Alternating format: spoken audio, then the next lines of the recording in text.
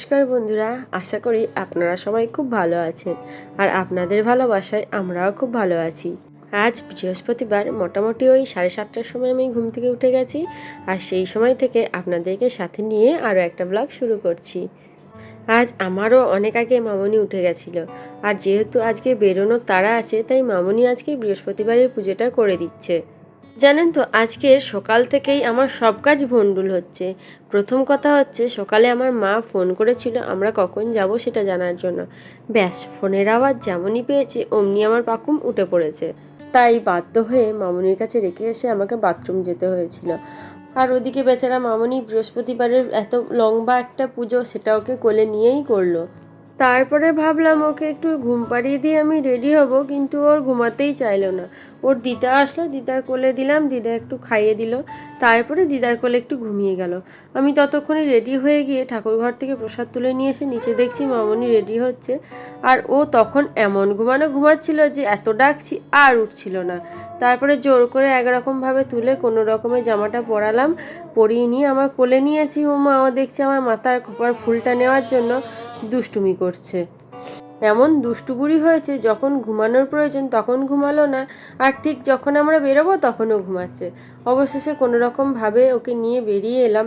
খানিকটা আসার পর মনে পড়ে গেল মা যে গিফটটা দেবে সেটা তো বাড়ি ফেলে এসেছে। তাই আমরা কোনো রকমে টোটোয় গিয়ে বসলাম। বোন আবার বাড়ি এলো, এসে গিফটটা নিয়ে তারপরে টোটোতে উঠলো। এদিকে আমি কাল থেকে পাকুমের ব্যাগ গুছাচ্ছি, যেটা নেওয়ার সেটা নিতে ভুলে গেছি। জানেন, ওর নোজাল ড্রপটাই আমি নিতে ভুলে গেছি। বোন গিফটটার সাথে নোজাল ড্রপটাও নিয়ে আসলো। আজকে আমার নিজের দোষেই জানেন, আমার নিজের মেকআপটাই নষ্ট হলো।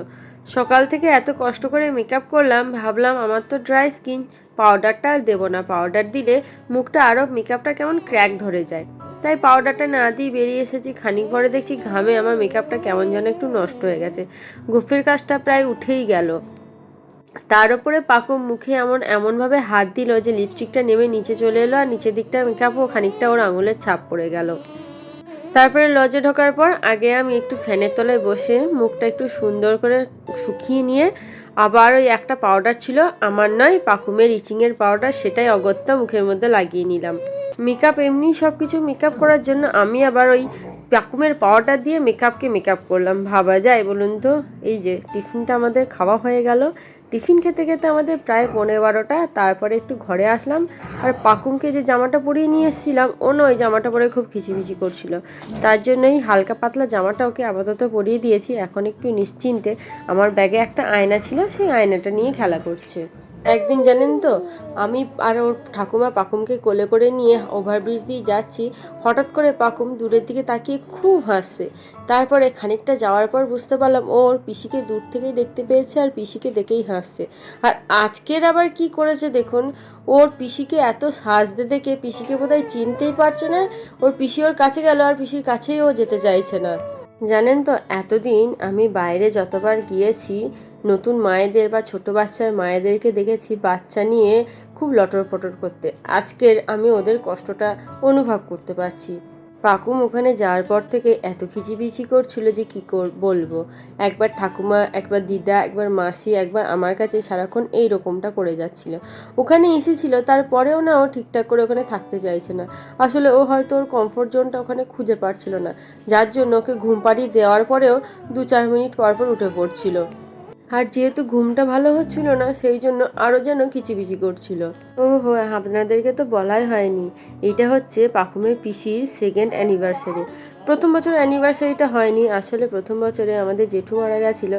তাই 1 বছর তো কোনো আনন্দ অনুষ্ঠান করা যায় না, তাই ওদের অ্যানিভার্সারিটা তাই এই বছরটা একটু নিজেদের মনের মতো করে করার চেষ্টা করলো। জানেন তো, আমি এখন ভিডিওটা এডিট করছি, তখন বাজছে রাত 12:15। আর এদিকে আবার পাশে পাকুম্বুরির গলার আওয়াজটা বুঝতে পারছেন তো কেমন দুষ্ট হয়েছে, কেমন আওয়াজ করছে। এখন তো আবা করতে শিখে তো সারাক্ষণ আবা করছে। বিয়ের পরের দিনে যে খেলাগুলো হয় না, আংটি খেলা, কড়ি খেলা, এইগুলো জানেন তো আমাদের বিয়ের সময় বিভিন্ন কারণবশত এই খেলাগুলো না আর খেলা হয়নি। তাই মনে মনে আমার ভীষণ আফসোস ছিল। আমি মামনিকে সে কথাটা বলে রেখেছিলাম। তাই আমাদের যখন ফার্স্ট অ্যানিভার্সারি হয় সেই দিন সন্ধেবেলায় সেই খেলাগুলো আমরা বসে বসে খেলেছিলাম। আজ থেকে প্রায় 6 বছর আগের কথা সেসব। তখন তো আমাদের এত ভালো ভালো দামি ফোনও ছিল না, ক্যামেরাওয়ালা ফোন ছিল, কিন্তু এত কোয়ালিটি ভালো ফোন ছিল না, তাই সেই ভিডিওগুলো এখন আর নেই। যদি তাও পুরনো কিছু খুঁজে পাই, সময় হলে আপনাদের সাথে সেগুলো নিশ্চয়ই শেয়ার করে নেব। আশা করি এই কথাটা আপনারা সবাই শুনেছেন, সেজেগুজে রইলাম বসে, যাওয়া হলো না চবরাত দোষে। আজকে আমার সাথে ঠিক এই জিনিসটাই ঘটেছে। এত সুন্দর করে সেজেগুজে গেলাম, কিন্তু একটাও আমার ভালো ছবি ওঠেনি। আমার বোনকে আমি এত সুন্দর সুন্দর করে ছবি তুলে দিলাম, ওকে বললাম তুই এইভাবেই আমার কটা তুলে দে, ও তো আর তুলতেও পারলো না, তার জন্য আমার ভালো ভালো ছবিও তোলা হলো না। এদিকে এতক্ষণ ওর বাবার জন্য অপেক্ষা করছিলাম, ওর বাবা এলো না দেখে আমরা খেতে বসে গেলাম। মা যেই খেতে বসে গেলাম তো তার কিছুক্ষণের মধ্যেই দেখছি ওর বাবা চলে এসেছে।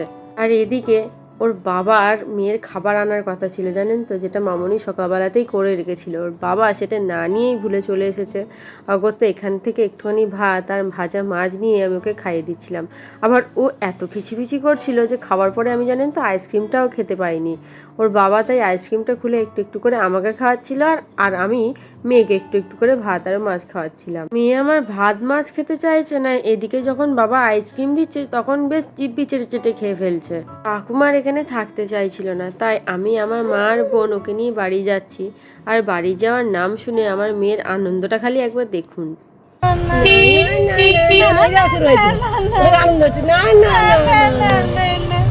সোনা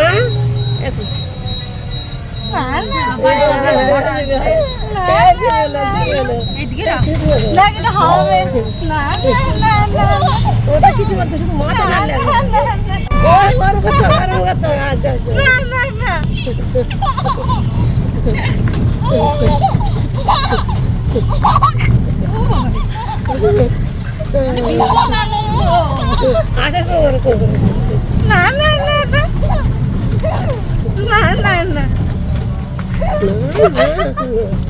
তাহলে বন্ধুরা, আজকেকার মতো ভিডিওটা এইটুকুই থাক। যদি ভালো লেগে থাকে তাহলে কমেন্টে অবশ্যই জানাবেন, সাথে একটা লাইক করে দেওয়ার অনুরোধ রইল।